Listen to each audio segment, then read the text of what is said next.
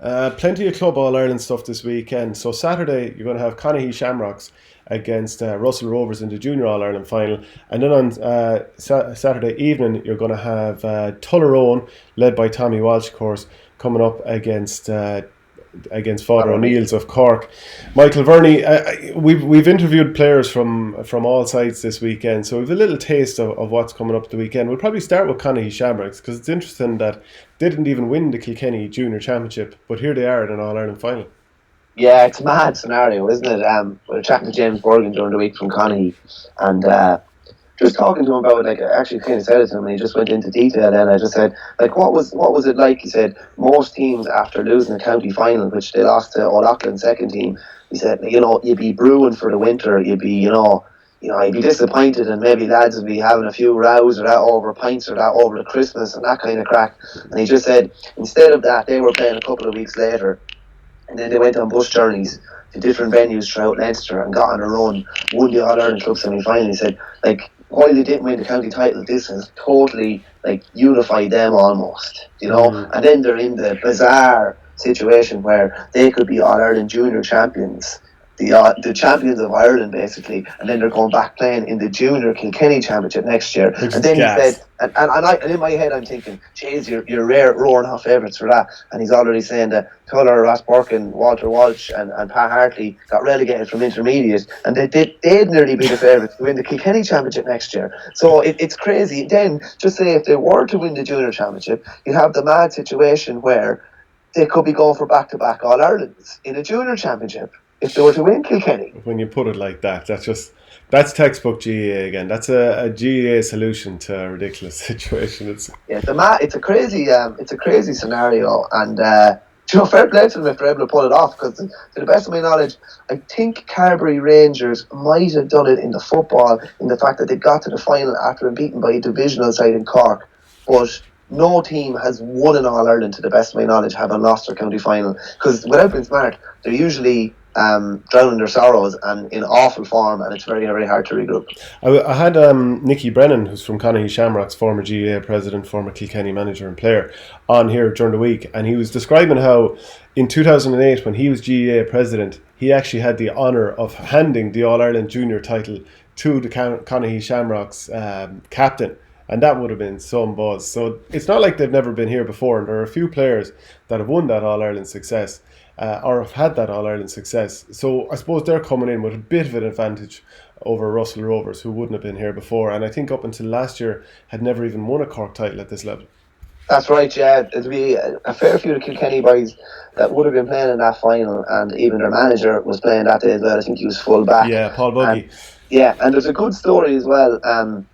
Alan Healy that won, I think he won minor and under 21 All-Ireland with Kilkenny, but he got a bad concussion in August, I think it was. He'd be one of their star men, real lively corner forward. I remember running around after one time. He's lightning pace, and he Did he score much? Hasn't played since. He's very fast, yeah. But he scored much off you? No, but did he score much? If you drag him to the ground, does that count? But he hasn't played since August, hasn't played any part in any of the games, to the best of my knowledge. So James was saying the other day, and they're hoping that he might get a few minutes on Sunday. So I'd say, like, the whole way through the journey, he's thinking, just keep winning, lads, will you please? Just keep winning, keep winning. Give me a chance to get back to Croke Park. So it's an interesting story. And then, as you say, Russell Rovers, who had never won a Cork title before. So it's going to be an interesting game. I think Russell Rovers are marginal favourites, but there's very little in it. And just on the Nicky Brennan thing as well, I think he was the president that introduced or brought back the Junior All-Irelands and got them to Croke Park and made it a big stage for them as well. So that would have been an unbelievable occasion for him. Yeah, and I think definitely Russell Rovers will be looking at Brian Hartnett to get, or Bud Hartnett as he's known, to get plenty of scores. We jump on to the Tullaroan against Father O'Neill's game. So I think it's kind of the Tommy Walsh final, even though there's obviously many other good players involved. It just kind of feels like the Tommy Walsh final, and the country is kind of behind him, almost because you just want to see the explosion of passion and emotion out of him if they do manage to win an All-Ireland. Sure, be unreal, yeah. Sure, the scenes after the county final are that's to me like and listening the interview that you put up on our game and listening to the passion of him saying about mommy and daddy bringing us down to the field, and you could hear the tears coming, and that's like what it means to him, and that would resonate with so many people around the country, that type of thing. And it's funny, kind of Tommy, who everybody knows in the last year or two for his unbelievable media work. Tommy's gone to ground again. Yeah, doesn't he? Over, like he's done little or no media throughout the winter because he's gone into Tommy Walsh tunnel vision focus again, just on hurling. And this is like chatting to Pádraig, his brother, during the week. This is an opportunity that they didn't think they would get. He never envisaged himself getting back to Croke Park. He revealed a kind of interesting story as well about the whole parish of Tullaroan coming together to put up the bunting, and then basically Storm Brendan taking it back down from and he said there's 4 or 5 buses ready to go from Tullaroan as well. And it's just, I think these competitions are great because they're just affording people and legends like Tommy, and even your humble club player, your humble cornerback that never thought he'd get that day out. They're affording them that opportunity, and it's class, and it's going to be a really, really interesting game. Like obviously we wouldn't have seen too much of intermediate teams. I did see Tullaroan in the county final against Thomastown. They were very, very good. Father O'Neill's I haven't really seen other than clips online, and maybe Declan Dawson with that beautiful flick up and score that Buff Egan had. But they're definitely going to be a pretty strong team. And the interesting thing with Declan Dawson, and I did an interview on OurGame, which you can check out on the playlist, is that he's won a senior county title with Imachilly this year, but also the following week, then or else the week before, whichever it was, he also won the intermediate county title with Father O'Neill's. That has to be a mad feeling, even juggling two club jerseys.